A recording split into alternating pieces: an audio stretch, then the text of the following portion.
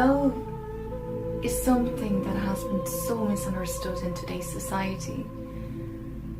It is very unfortunate, but love has been polluted with a hypersexualization and a misrepresentation in tabloids, magazines, Hollywood movies. The mainstream media has programmed our minds to think of love in a certain way, and unfortunately it hasn't been beneficial to us.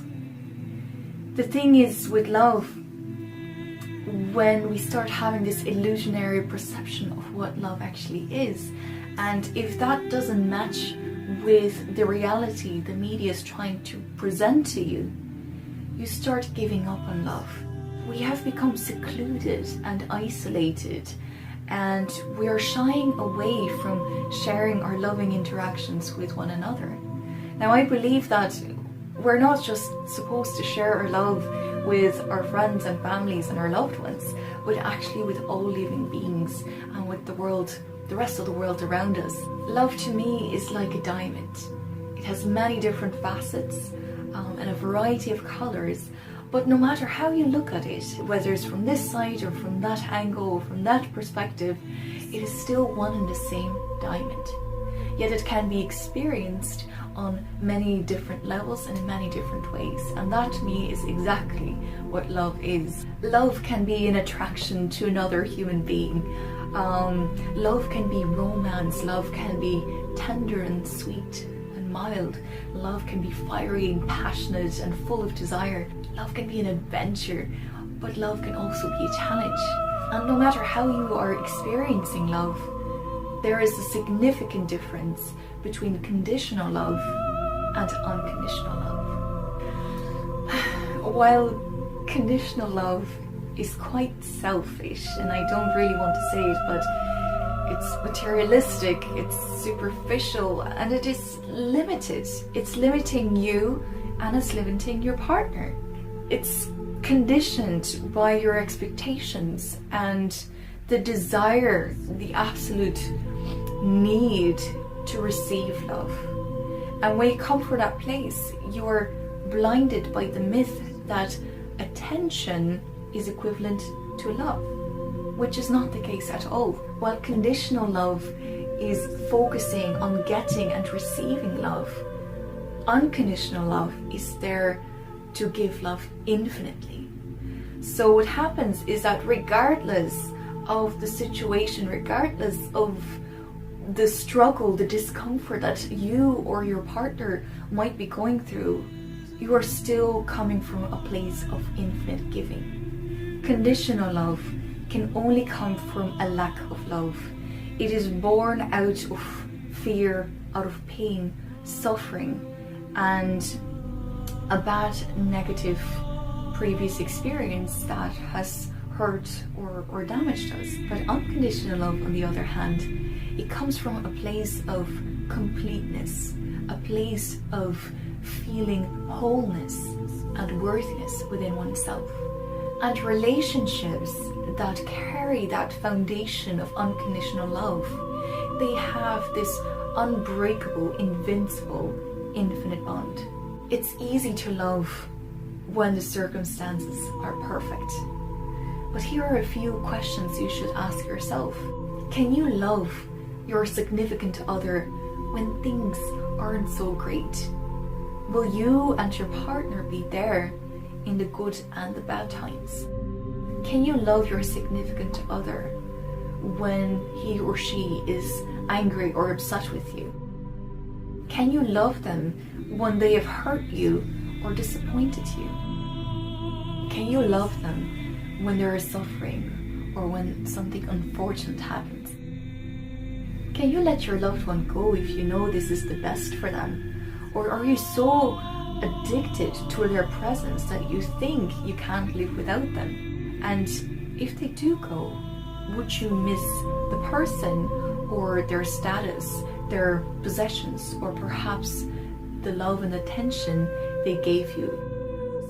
Look, it's easy to love that person that is nice to us. It's easy when we are receiving.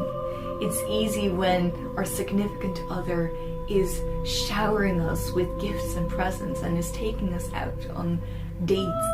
But can we really say that that is true love?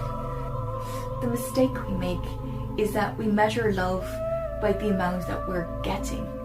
But that is conditional love. And conditional love, it has absolutely nothing to do with the other person, but it has everything to do with you. So what that means is that it is a limited way of loving. The problem with this conditional way of loving is that it is limiting both you and your partner, and it will inevitably lead to a dead end because it can only exist temporarily. Why? Well, it's simple. It's because no human being can fill our emptiness that we feel within ourselves, which is truly a lack of self-love. The truth is that no one else but you can make you happy, and your significant other can only contribute to making you happier. Instead of waiting for the other person to make you whole again, start seeking what you're missing within yourself, because basically you're just ignoring yourself, and it's the self-love that you're truly missing, not the love from the other person.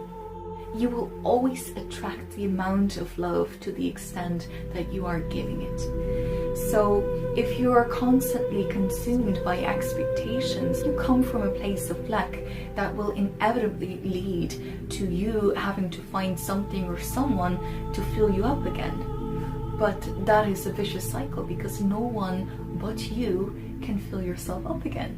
The problem is that when we seek that love outside of ourselves, we forget that we carry the responsibility to make ourselves whole ourselves. The truth is that no one else but you can complete you, and your significant other can only but complement you. When you come from a place of unconditional giving without expecting anything in return, you will have the best chances of succeeding and of not getting hurt or disappointed again. In fact, it will inspire your significant other to give back even more. Love like there is no tomorrow. Love as a mother loves her child. And the reason why the bond between a mother and a child is so unbreakable is simply because the mother recognizes the other soul as her own. Every living being on this planet, every living being that we encounter is a reflection of who we are. There is no difference between you or the other person. There is no difference between you and an animal or between you and a tree. We all come from one and the same source. The only difference is the outer features. But on the inside, we all share something very in common. We all want to live, we all want to be loved, we all want to be recognized, and we all want to be respected. When we start to practice that unconditional giving, that giving without expecting anything in return, we will find that true love that we always have been desperate to find. Just become more interested with giving rather than receiving. And I know you may think, but what if I give too much of myself and I will become empty? But the thing is, when you feel that sensation, you actually are giving from yourself, and it's not unconditional love. But when you come from unconditional love, you are tapping into this infinite source that has enough energy to provide for the entire universe. So it's impossible to ever become empty. I know it can be scary to open your heart in this world where not everybody seems to be so generous and kind with one another. But in that moment, you just have to think from the mind of a child. Remember when you were a child, the whole world was your friend. There were no enemies. There was nothing and no one that could bring you down. And that's where we have to get back to in our minds. Because as soon as we start to feel that the world is our friend and the world has our back, we can open our hearts and extend the love that everybody so desperately needs. So be the love that you wish to see in the world, and you will see, as soon as you bring up that courage to love again, you will receive that love back in multiplied form. Unconditional love is only for those that are brave enough to let go of their hurts and are willing to let go of their past and infinitely forgive without looking back. Because the truth is that we are dealing with human beings on a daily basis and nobody is perfect. So we all are learning and growing at our own pace, and with that, it happens inevitably that we are going to make mistakes. And usually mistakes come with getting hurt and hurting other people, even when it wasn't your intention.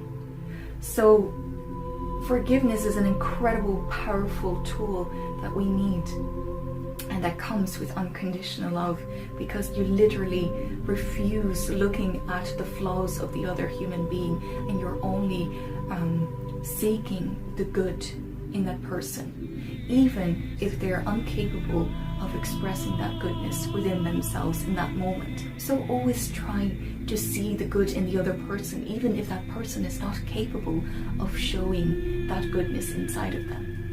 It doesn't mean that they can walk over you or that they can misuse your goodness, but it means that you are strong enough to love yourself first and to wholeheartedly hold the space for this person until they are ready to love themselves again as well. And when the time comes that you are no longer growing together, but you have actually grown apart, that's okay too. If something doesn't work out, don't be angry, don't be upset, but celebrate it, because it simply means that there is something far more greater and better waiting for you. Be grateful for the moments you've shared together, for the lessons you've learned from each other, for every second you've spent together. And forgive each other for the pain that has been caused, and let each other go with the blessing that both of you can live your life